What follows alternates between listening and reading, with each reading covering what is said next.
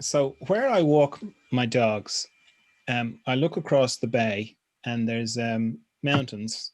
Okay, but for some reason, the last 6 weeks, um, this little mountain has been kind of, it's almost like the sun has put a spotlight on this little mountain. I'd be going, oh, that's a lovely little mountain. And, every time I'd walk on that particular beach, I'd look over and this really, stood out to me. Yeah, that's strange. So I thought, like, I do go for little walks up the mountains around here every now and then. So I thought, next time now I'm going to go up that mountain. So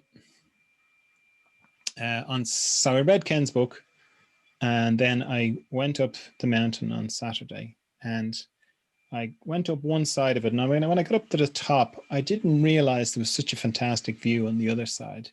And it looked down onto a bay that I particularly like.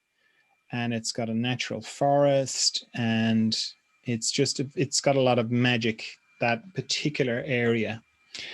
And I'm interested in reforestation and natural forests. And the other side that I was looking down onto was pretty barren and rocky, and it had been denuded by the sheep over the years. And I knew that land wouldn't be valued very highly. And it was a big kind of area. And I thought that'd be a great spot to have a reforestation program, to bring that land back to life, to get the native trees growing there. And it could be this beautiful reserve. And it was weird, like it just all, and funny enough, do you know what? When I was walking up that mountain, I was having conversations with my ancestors. I can't remember what I was thinking about to do with money, because there's this ongoing thing of I'm looking for a house,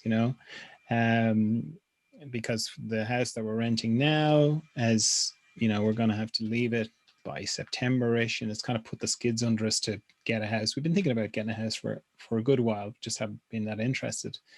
Now we are.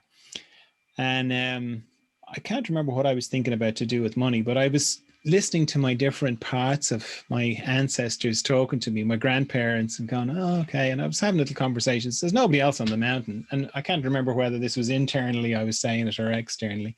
I think it was a little bit like Melissa was saying. I was kind of, 90% of the conversation was happening inside. And then every now and then I'd have a sentence or two would just come out my mouth, So I'm sure I must have sounded a bit crazy if you've been listening in on it.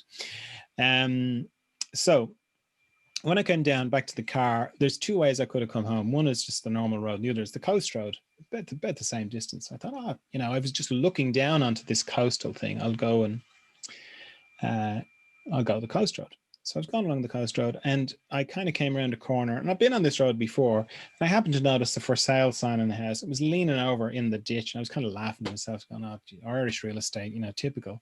It looked like the sign was, it had ivy growing over it, it's like, and then a little bit further on, there was a clearing in the trees, and I could see this house, this chimney.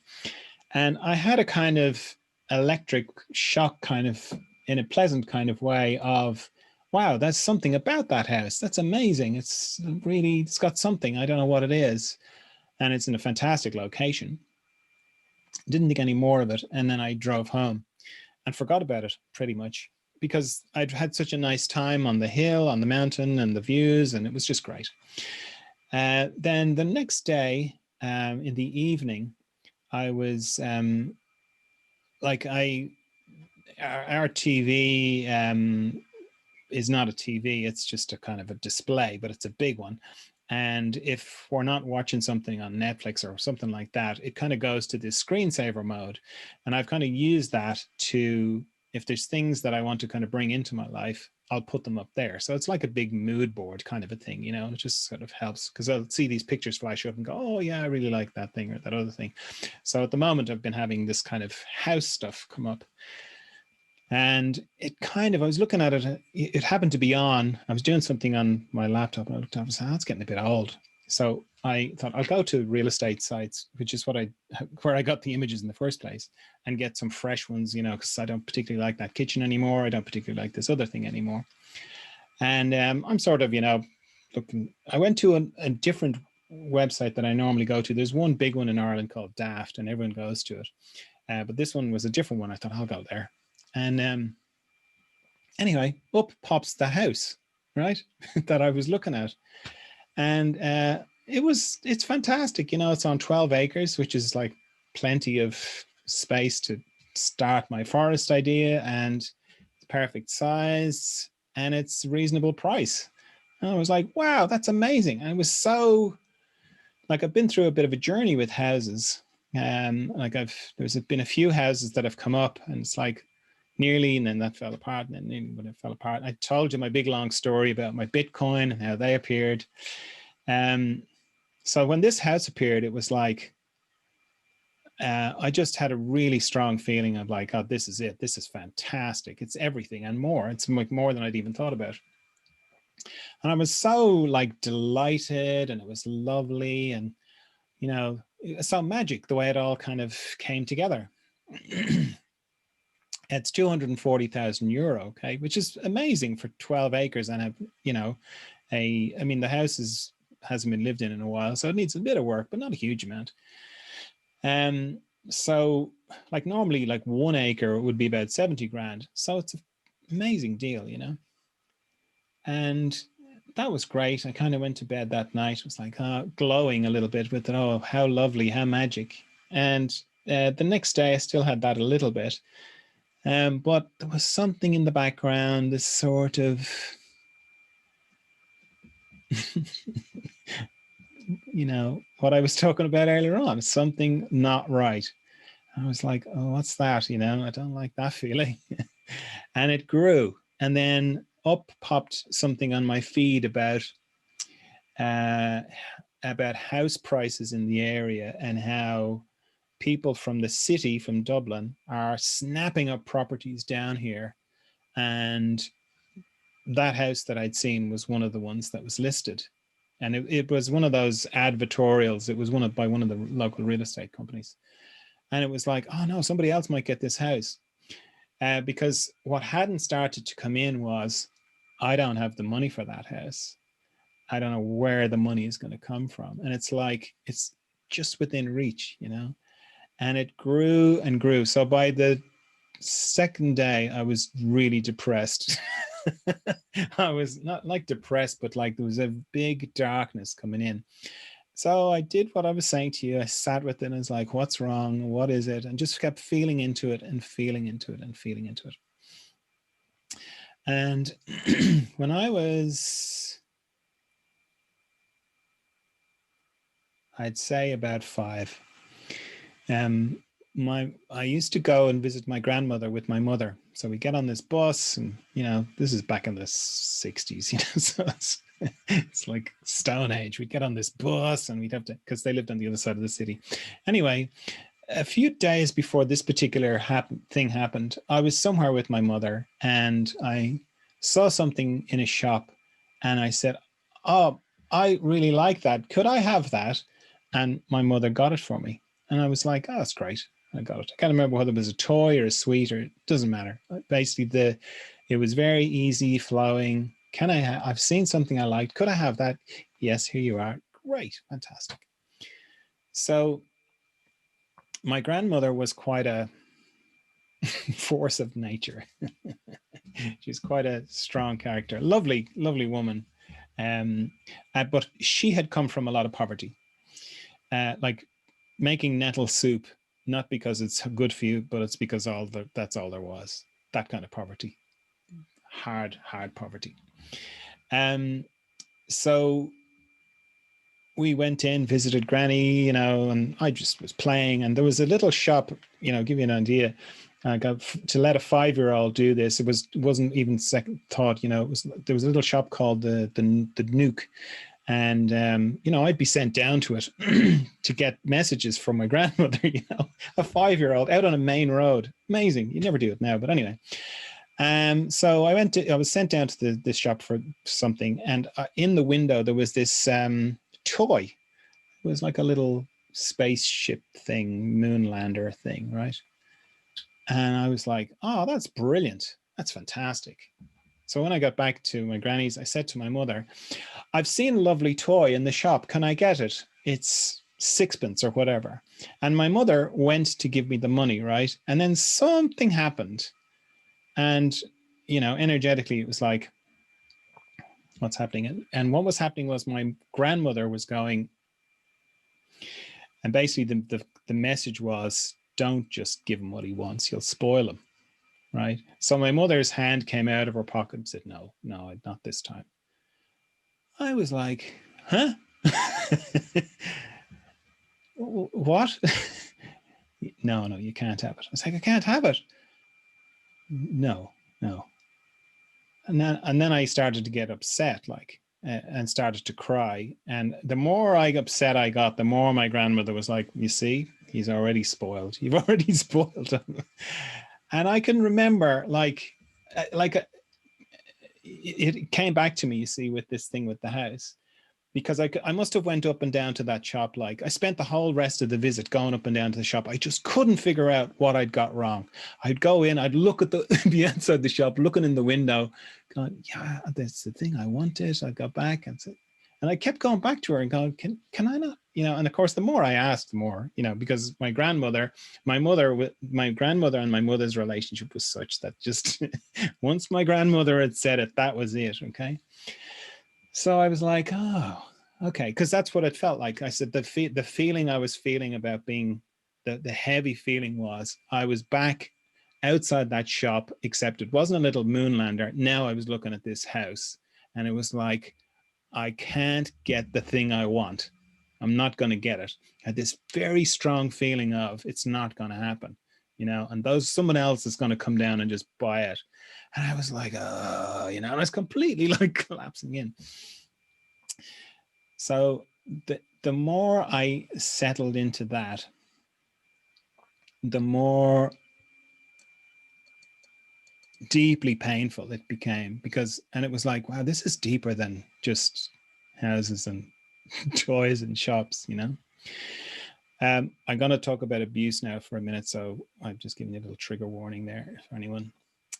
So the more I settled into that, the more it started to resonate. I was sexually abused by a nun when I was 3 in the hospital.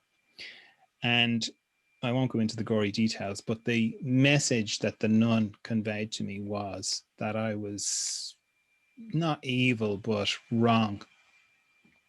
Let's say wrong. It's easier. I think she might have said evil.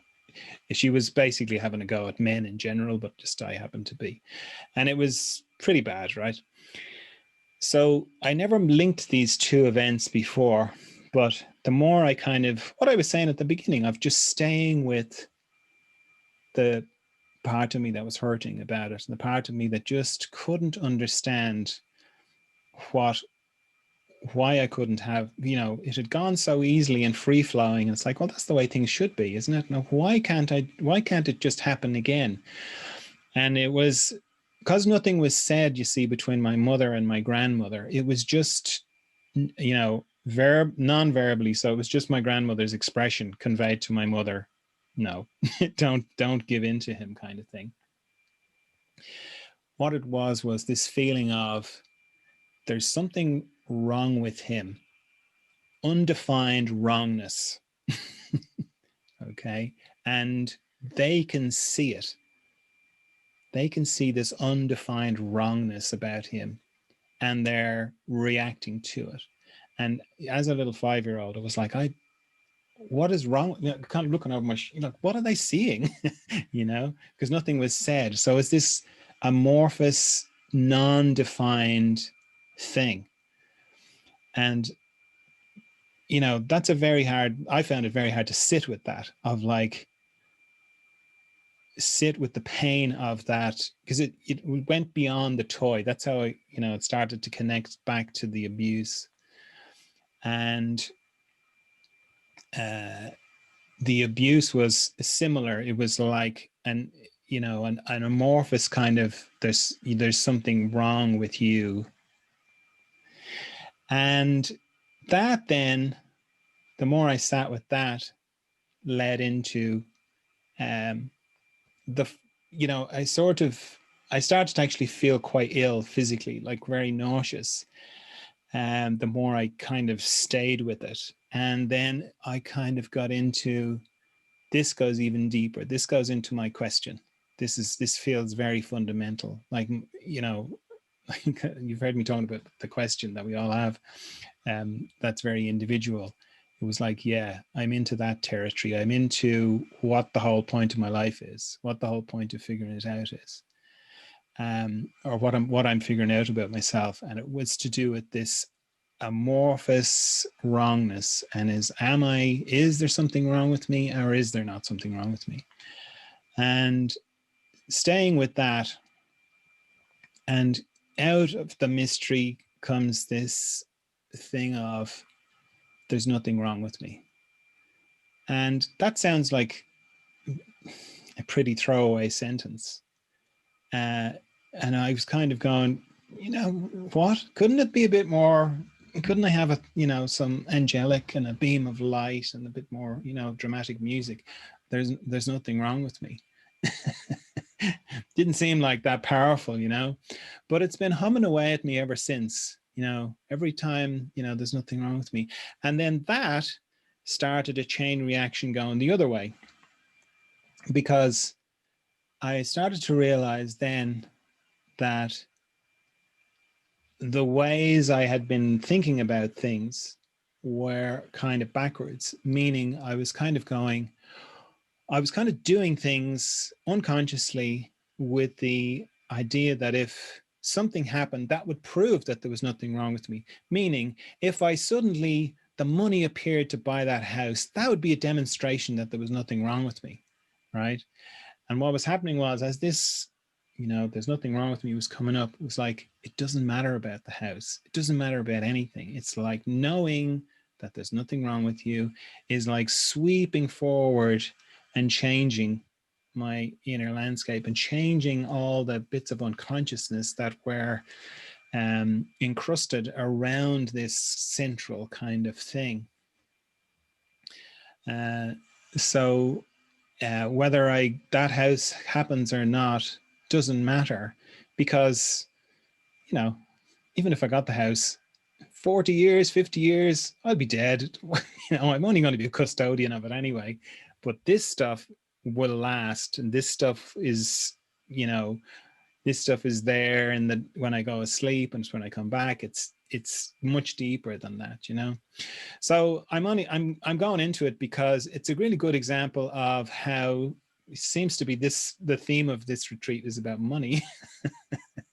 And it's just like my recent experience of how, like, it can be on the surface, but then it can go deeper and deeper and deeper and deeper and deeper. And you can get, like, certainly in my case, and just in that instance.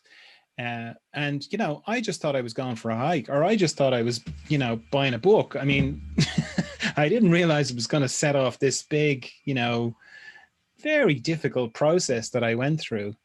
But it's highlighted so much. And so on the surface, it was to do with money, but in another way, it's